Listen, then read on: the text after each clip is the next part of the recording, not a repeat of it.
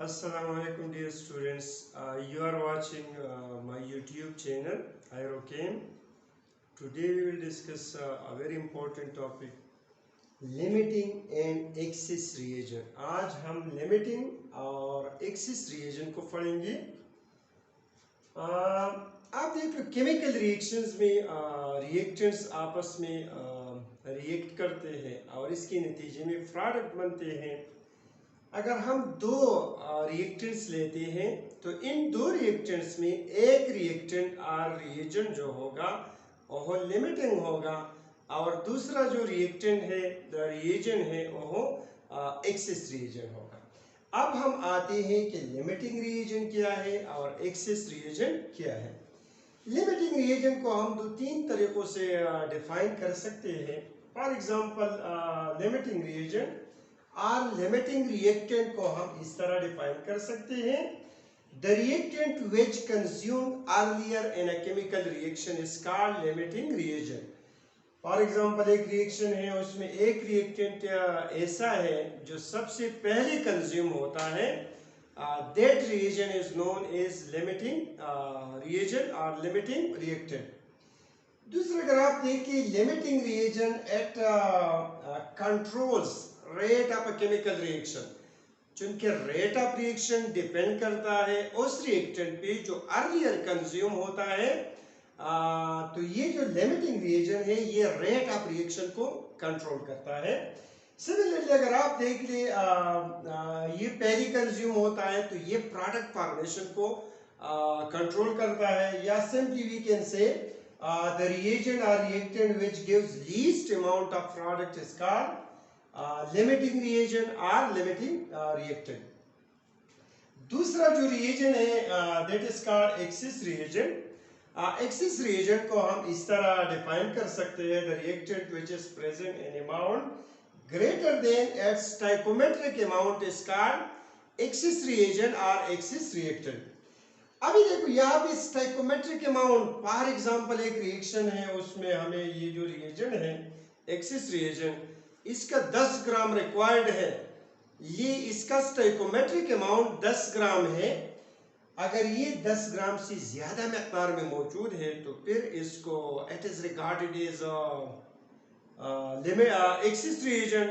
Stoichiometric amount से ज्यादा amount में मौजूद है, इस वजह से इसको हम कहते हैं एक्सेस रिएजेंट। दूसरा एक्सेस रिएजेंट के हवाले से अगर आप देख लीजिए, it can not control product formation, ये प्रोडक्ट फॉर्मेशन को कंट्रोल नहीं करता। क्यों नहीं करता? क्योंकि लिमिटिंग रिएक्टेंट ये पहले कंज्यूम होता है, तो प्रोडक्ट डिपेंड करता है लिमिटिंग रिएजेंट पे। एक्सेस रिएजेंट ये चूंकि अनयूज्ड रहता है at end of chemical reaction. दूसरा इसको हम इस तरह भी डिफाइन कर सकते हैं, that reagent which can not control product formation, या you can say which remains unused at the end of chemical reaction is called excess reagent. अब हम आते हैं एक्सेस रिएजेंट और लिमिटिंग रिएजेंट। दो एग्जांपल से हम इसको समझाएंगे।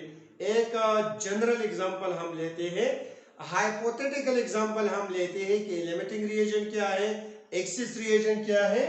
Let's suppose we have a container, हम एक कंटेनर लेते हैं।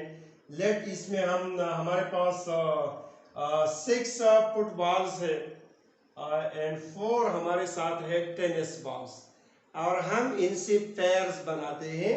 तो अभी देख लो यहाँ पे 4 पेयर्स पॉसिबल है, 4 पेयर्स पॉसिबल है। 4 फुटबॉल और 4 टेनिस बॉल आपस में पेयरिंग करेंगे, उसके नतीजे में 4 पेयर्स बनेंगे। यहाँ पे हमारे साथ 4 फुटबॉल इस्तेमाल हुए हैं, 4 पेयर्स बन गए हैं। सारे टेनिस बॉल ने पेयरिंग में हिस्सा लिए। 2 फुटबॉल ऐसे हैं जो अनफेड हमारे साथ मौजूद है, एक्सेस में है। तो यहाँ पे अगर आप देखिए footballs are in excess, 2 footballs ऐसे हैं which has not participated in pairing। तो ये जो फुटबॉल है, फुटबॉल हमारे साथ एक्सेस में है, अनयूज यहाँ पे रह चुके हैं, ज्यादा मिकदार में मौजूद है। इस वजह से इन फुटबॉल्स को हम कहते हैं कि फुटबॉल्स हमारे साथ एक्सेस है। अगर फॉर एग्जांपल ये हमारे साथ रिएक्टेंट्स हो तो फिर इसको हम कहते हैं कि footballs are the excess reagent.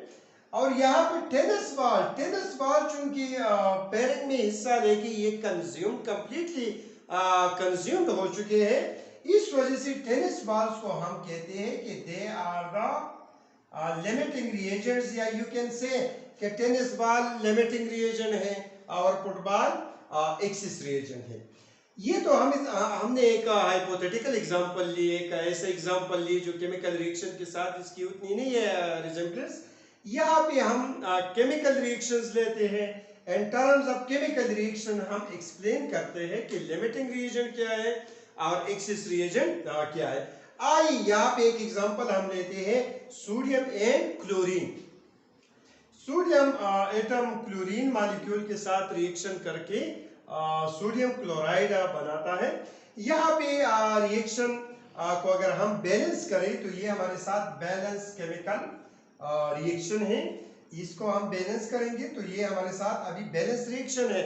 The reaction shows, अगर आप देखते रिएक्शन में तो रिएक्शन हमें ये बताती है कि अगर हम 2 sodium, the balance chemical reaction simply पहले हम ऐसा कहते हैं कि एक sodium required 1 molecule 1 chlorine molecule. एक सोडियम जब हम लेते हैं तो इसके लिए एक क्लोरीन मॉलिक्यूल की जरूरत होती है।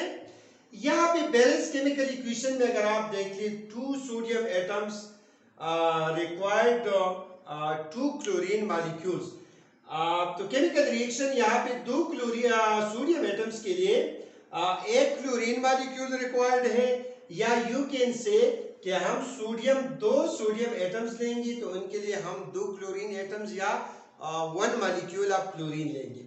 अभी यहाँ पे अगर सोडियम फॉर एग्जांपल हमारे साथ है, लेट मैं कहता हूं कि हमारे साथ 6 सोडियम है, तो 6 सोडियम एटम्स के लिए कितने क्लोरीन मॉलिक्यूल रिक्वायर्ड होंगे?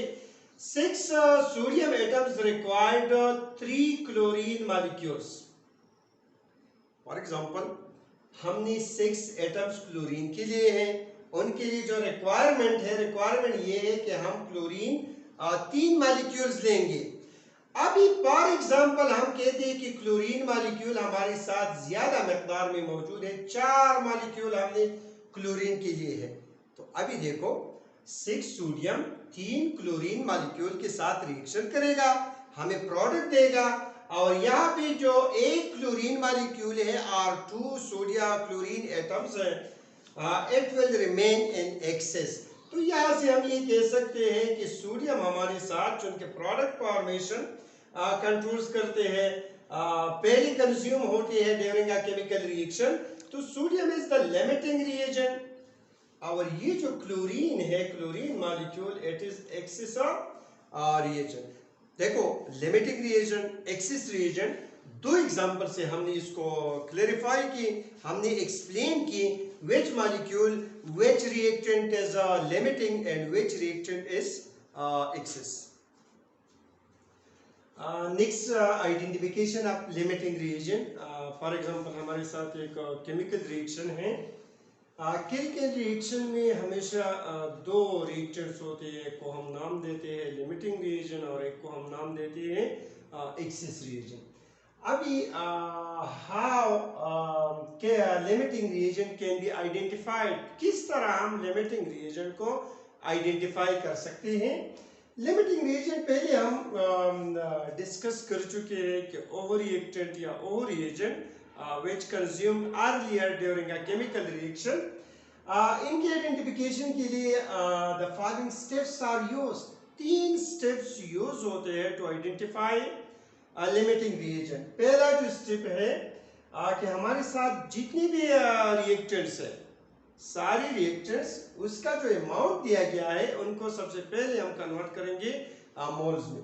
Convert the amount of all reactants into moles present in the reaction mixture. Reaction mixture में जितने भी हमारे साथ रिएक्टेंट्स है उनको हम कन्वर्ट करेंगे मोल्स में।